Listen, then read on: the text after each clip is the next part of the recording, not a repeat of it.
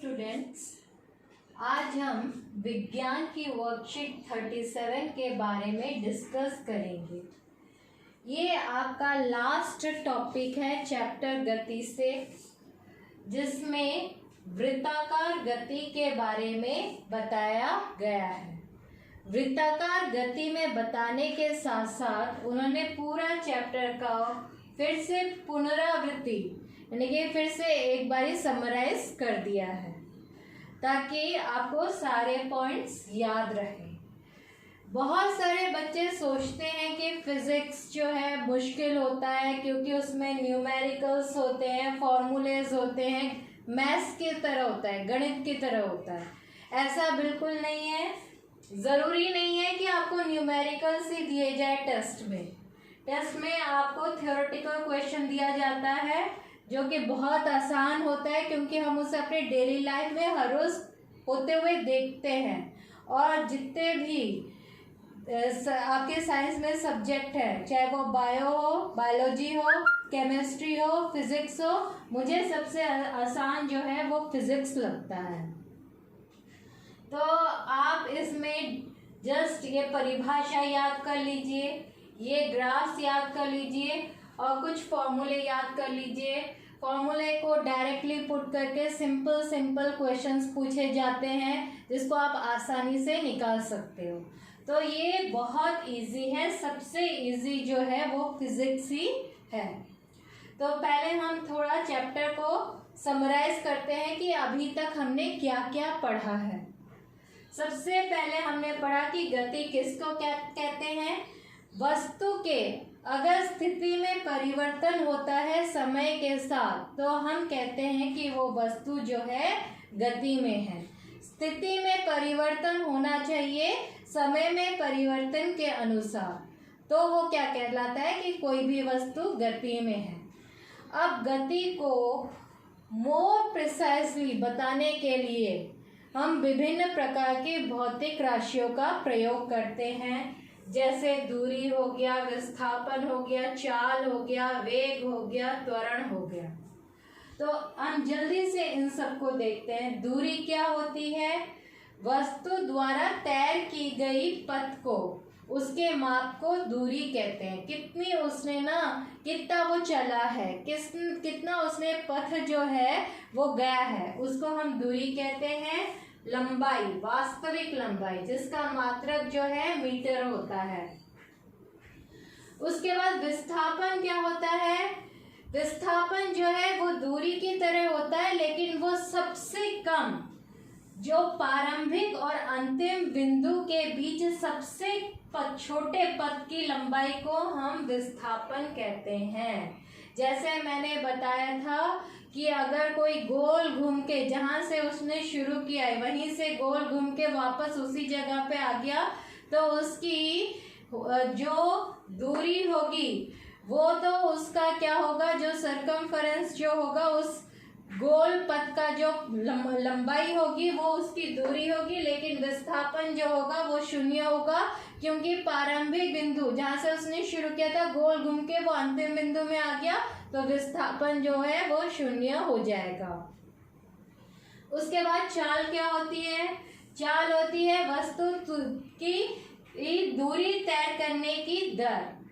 समय के साथ कितने उसने दूरी तय की है, उसको हम कहते हैं चाल, जिसको कॉमन लैंग्वेज में हम स्पीड भी कहते हैं। अब एक आता है स्पीड नापने के लिए कौन सा यंत्र यूज होता है? स्पीड नापने के लिए स्पीडोमीटर का यंत्र का यूज होता है। आपने कार में, बस में, हर जगह स्पीडोमीटर देख रखा होगा डैशबोर्ड पर। उसके बाद एक क्वेश्चन यहाँ पर भी आता है कि दूरी नापने के लिए कि क्या यूज होता है। दूरी नापने के लिए ओडोमीटर यूज होता है, और ये क्वेश्चन बहुत पूछा जाता है कि दूरी मापने के लिए ओडोमीटर होता है और चाल मापने के लिए स्पीडोमीटर होता है। और वस्तु द्वारा तय की गई दूरी की दर को हम चाल कहते हैं। इसका मात्रक है मीटर पर सेकेंड। तो चाल की फॉर्मूला हो गई कुल दूरी बटे में समय। अब लेते हैं वेग। वेग क्या होता है? एक निश्चित दिशा में वस्तु की चाल उसका वेग कहलाता है। यानी कि उसमें एक दिशा को उन्होंने कहा है, एक निश्चित दिशा में। चाल में हमने दिशा को नहीं पकड़ा, वेग में हमने दिशा को भी इंक्लूड कर लिया है। तो चाल का मोर रिफाइंड है वेग, क्योंकि इसमें हम दिशा को भी ले रहे हैं। एक निश्चित दिशा में वस्तु की चाल उसका वेग कहलाता है। इसका मात्रक होता है मीटर पर सेकेंड और वेग का फॉर्मूला होता है विस्थापन बटे में समय। अब गति के हमने 3 समीकरण पढ़े थे। पहला समीकरण था v is equal to u plus a t, दूसरा था s is equal to u t plus half a t square, तीसरा था 2as is equal to v square minus u square. जहाँ पर u हमारा प्रारंभिक वेग है, v हमारा अंतिम वेग है, a हमारा त्वरण है, s हमारी दूरी है, t हमारा समय है। अब वस्तु द्वारा तय की गई दूरी हम वेग समय ग्राफ से कैसे निकालेंगे?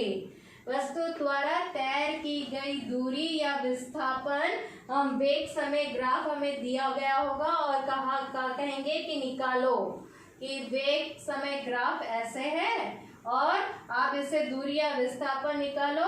तो हम एक समलंब ऐसे ड्रॉ करेंगे और हम निकालेंगे इसके नीचे का क्षेत्रफल।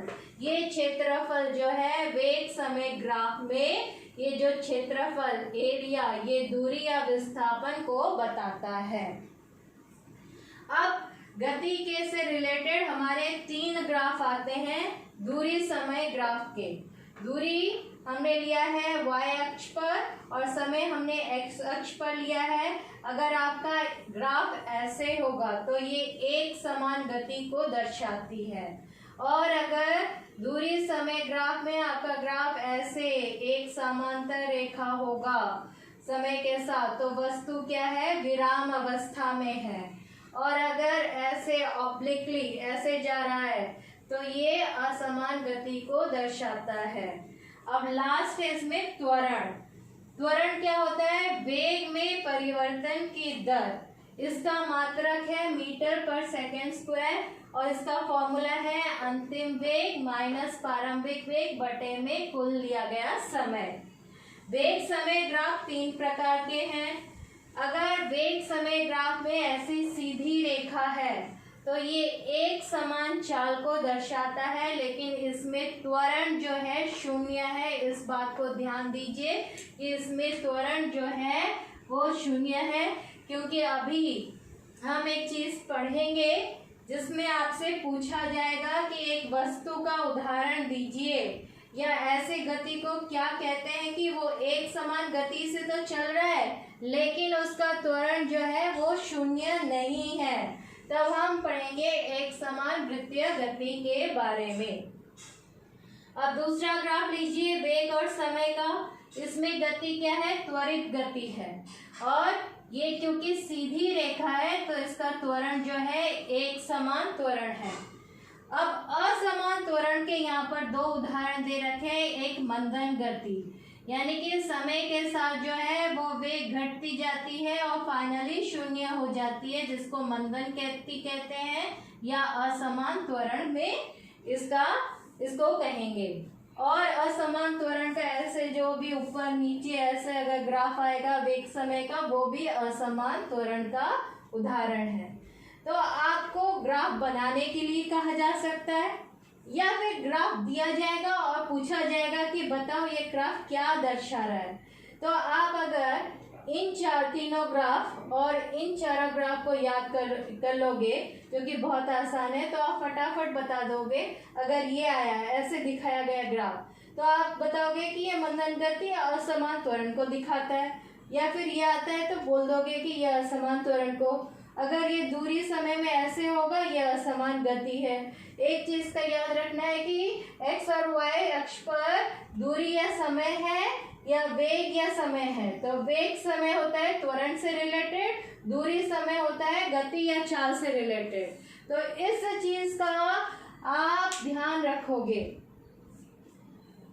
उसके बाद आता है फाइनली एक समान वृत्तीय गति। एक समान वृत्तीय गति में जैसे मैंने कहा था कि आप एक वस्तु को लीजिए जो एक समान चाल से तो चल रही है, लेकिन उसका त्वरण जो है वो चेंज हो रहा है। त्वरण चेंज का मतलब है, त्वरण में एक इम्पोर्टेंट बात आती है वेग, और वेग में एक इम्पोर्टेंट बात आती है दिशा, डायरेक्शन। यानी कि एक समान चाल से तो वो चल रहा है, लेकिन उसका डायरेक्शन, उसकी दिशा जो है हर पॉइंट पे चेंज हो रही है, तो उसका त्वरण भी चेंज हो रहा है। तो ऐसी गति कौन दिखाता है? ऐसी गति अगर आप एक पत्थर को धागे से बांध दोगे और एक समान गति से उसे ऐसे गोल गोल घुमाओगे, तो उसका चाल तो समान है, एक जैसा है, लेकिन हर पॉइंट पे उसका डायरेक्शन चेंज हो रहा है। हर पॉइंट पर तो इसका डायरेक्शन चेंज हो रहा है, दिशा चेंज हो रही है, मतलब वेग चेंज हो रहा है, वेग चेंज हो रहा है मतलब इसमें त्वरण है। तो एक समान चाल है, लेकिन त्वरण जो है वो शून्य नहीं है। तो इस प्रकार की गति को हम कहते हैं एक समान वृत्तीय गति। यानी कि जब कोई वस्तु गोल गोल घूमती है और उसकी चाल जो है वो समान है, लेकिन उसकी दिशा परिवर्तित हो रही है, यानी कि त्वरण हो रहा है, तो वह उदाहरण है एक समान वृत्तीय गति का। आप घड़ी की सुई लीजिए, पंखे का ब्लेड लीजिए, पृथ्वी के चारों तरफ जो चंद्रमा घूम रहा है, चंद्रमा एक नेचुरल सैटेलाइट है। इसके अलावा पृथ्वी के चारों तरफ ढेर सारे आर्टिफिशियल सैटेलाइट जिसे हमने भेजा है ऊपर, वो सब भी घूम रहे हैं, और पृथ्वी खुद भी सूर्य के चारों तरफ घूम रही है। तो ये सारे के सारे एक समान वृत्तीय गति के उदाहरण हैं। अगर एक एथलीट या धावक एक गोल गोल पथ पर एक समान चाल से दौड़ रहा है, वो भी एक समान वृत्तीय गति का ही उदाहरण है। तो इसको भी कैलकुलेट करने के लिए हमारे पास एक फॉर्मूला है। आप एक ऐसे लीजिए, एक ही कोई भी चीज, कोई भी वस्तु ऐसे गोल गोल घूम रही है, और ये गोल पथ की त्रिज्या, रेडियस जो है वो r है। तो हम वेग कैसे निकालेंगे? v is equal to 2πr/t। 2πr आपको पता होगा क्या होगा? ये गोल गोल जो है इसका सरकमफेरेंस, इसको हम कहते हैं, कैसे निकालते हैं? सर्कल का 2πr से निकालते हैं, बटे में t क्या है आपका? समय। तो ये कुछ नहीं है, जो हमारा फॉर्मूला था, दूरी बटे में समय, वही है। बस इसमें दूरी क्या है? ये सर्कल का सरकमफेरेंस है, जिसको हम 2πr से नापते हैं, और बटे में आपका आ गया समय, और r यहाँ पर त्रिज्या, रेडियस है, और r अगर हमें पता है तो हम वेग को निकाल सकते हैं। आपका एक प्रश्न भी दे रखा है कि एक एथलीट जो है एक गोल पथ पर घूम रहा है, जिसकी त्रिज्या 100 मीटर है, और इसके लिए वो समय एक चक्कर लगाने के लिए कितना ले रहा है? 1 मिनट। 1 मिनट को मैंने 60 सेकेंड में ये चेंज कर दिया है। अब आप उसकी चाल का परिकलन कीजिए। तो चाल का फॉर्मूला है 2πr/t। पाई 3.14 होता है, या फिर 22/7। आप जिसमें भी सुविधा आपको लग रही है उस वैल्यू को पुट कर दीजिए, और आप चाल निकालोगे तो आ जाएगा 220/21 मीटर पर सेकेंड। अब प्रश्न एक है कि दूरी और विस्थापन में अंतर बताइए। दूसरा प्रश्न है कि गति के 3 समीकरण लिखिए। तीसरा है कि एक समान वृत्तीय गति के 3 उदाहरण बताइए। तो यहाँ पर मैंने 3 उदाहरण लिखे हैं, और चौथा प्रश्न जो था वो इस फॉर्मूले पर एक क्वेश्चन था। तो इसके साथ ये चैप्टर खत्म होता है। अब नेक्स्ट वर्कशीट से हम एक नया चैप्टर शुरू करेंगे। तब फिर हम मिलते हैं। Thank you.